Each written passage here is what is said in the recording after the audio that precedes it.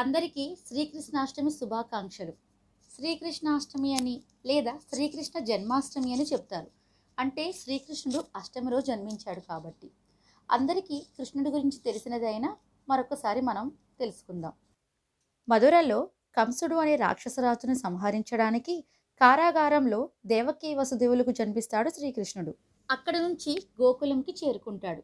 యశోదా నందుల ఇంట గోకులంలో పెరుగుతాడు. చిన్నప్పటి నుంచి మాయమాటలు, అద్భుత క్రీడలు, దివ్యశక్తుల వల్ల ప్రసిద్ధి పొందుతాడు.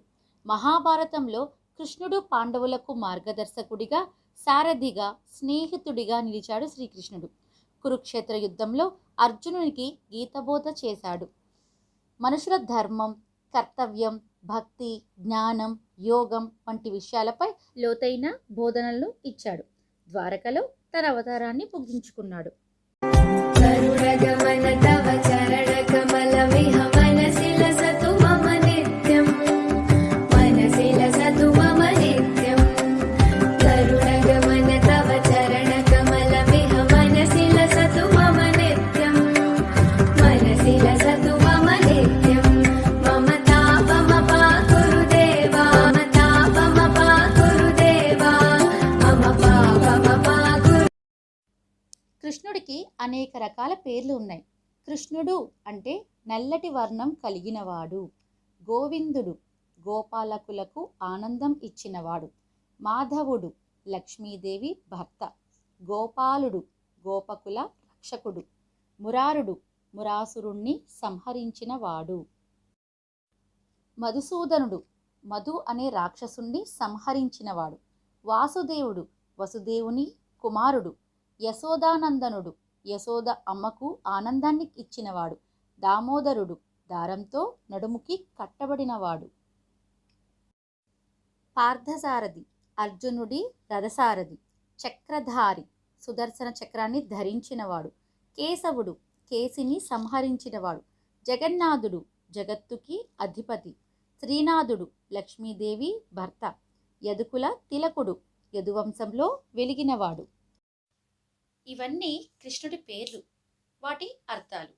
చూసారా కృష్ణుడికి ఎన్ని పేర్లున్నాయో.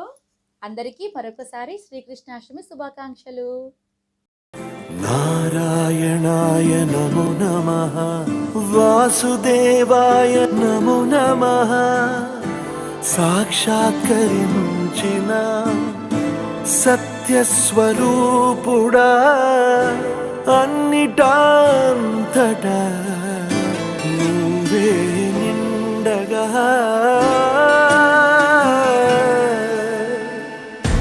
గరిమలగిమలుగా నువ్వే, కనులెదుట మహిమగా నువ్వే.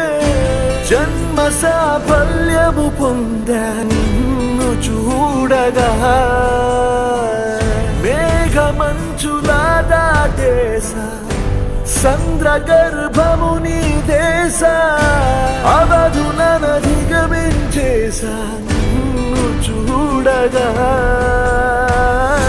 ఓం నమో భగవతే వాసుదేవాయ నమః. ఓం నమో భగవతే వాసుదేవాయ నమః.